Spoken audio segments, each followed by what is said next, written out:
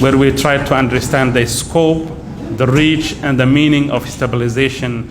As you all have practiced it in so many different countries, it has different interpretations in different contexts. But for us as the Somali government, stabilization is akin to liberation, and it's about the expanding the reach, the scope, and the penetration capabilities of the Somali state institutions to enhance state legitimacy. So it has a security, state legitimacy, cohesion, governance implications for us. It is going to be that link. I don't want to make my remarks very long here today. We have had so many meetings where we spoke about humanitarian crisis, where we spoke about climate change, where we spoke about development policy.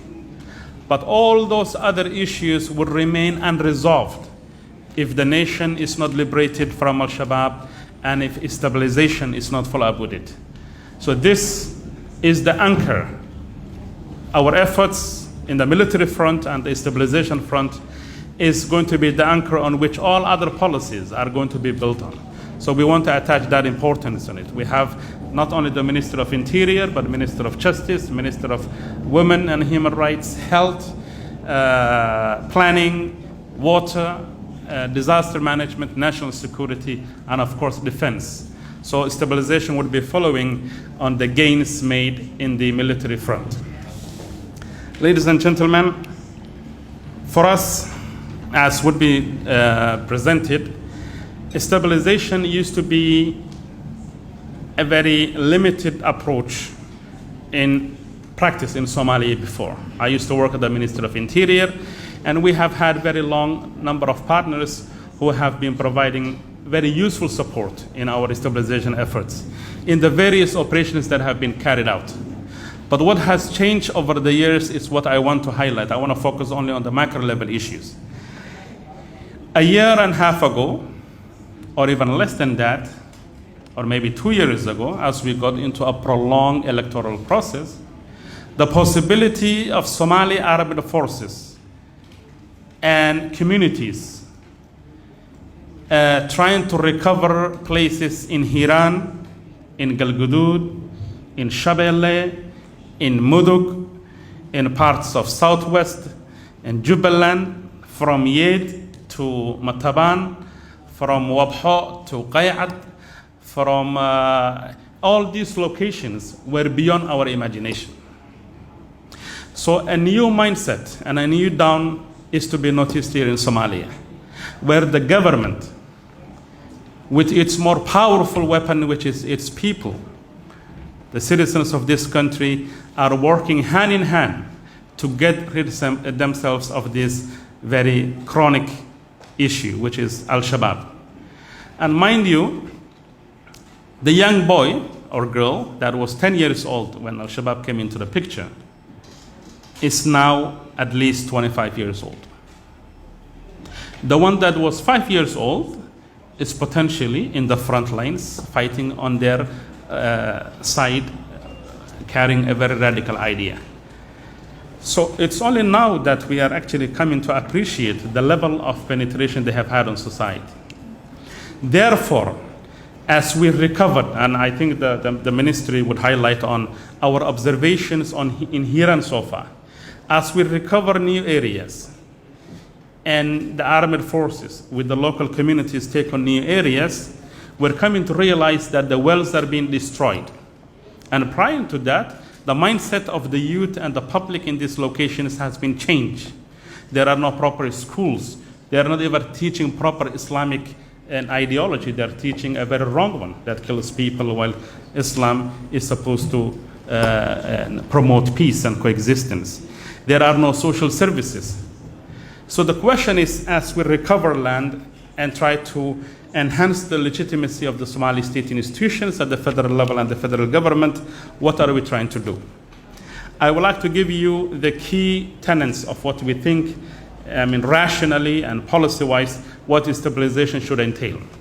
For us, stabilization entails that the Somali government actors at the national level and subnational level are able to keep peace and provide basic security through not military, but through police, to the populations that are recovered from Al-Shabaab.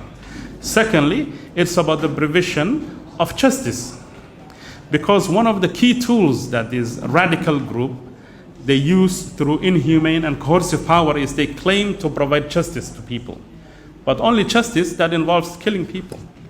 So for us, as the Minister of Justice is here, we must come up with relevant approach and a culturally and Islamically inclined approach to the provision of justice to the people in any form of conflict or dispute that can occur. It is going to be based on our religion and on our customs and respecting international norms.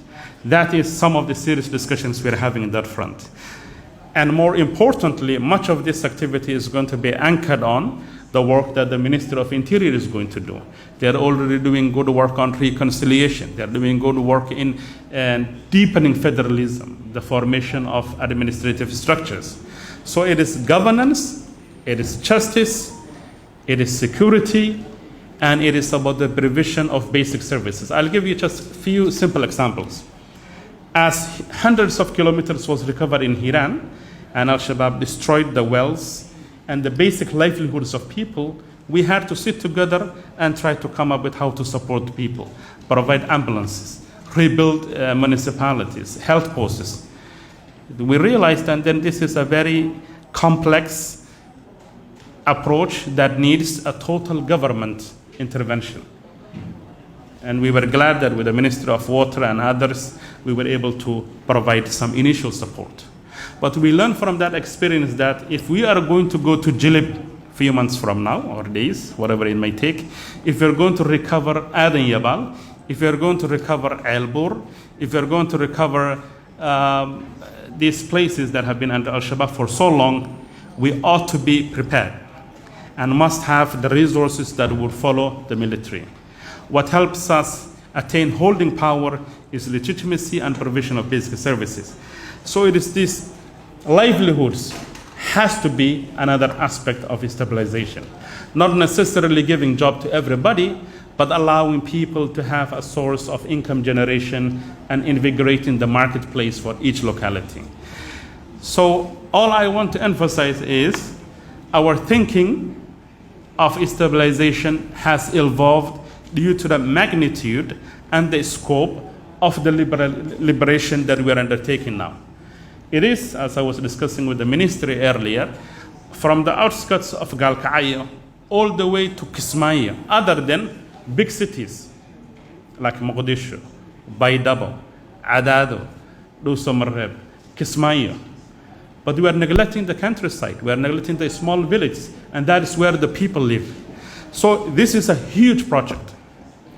Of course, we might not be in a situation and a context like the kind of stabilization that was provided to Afghanistan when 77 states got together and supported them full hand. I mean, Iraq, or maybe in Afghanistan prior to that. So we are very cognizant of how stabilization has unfolded in other post-conflict societies. We are not asking for the moon, nor are we settling for the stars. In this case, we want to come up with something that is able to save the lives of our people and help them to switch their allegiance and affiliation to the side of the government. The details, the technicalities, the scope, the distance that are being covered, and the good news that we are making. And I think we are underselling that actually.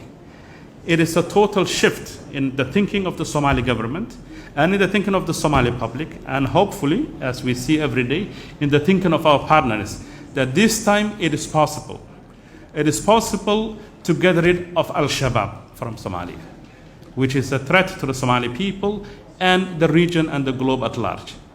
We are relying on your support, a support that would be on the basis of our strategy, on our priorities, and our understanding of our context.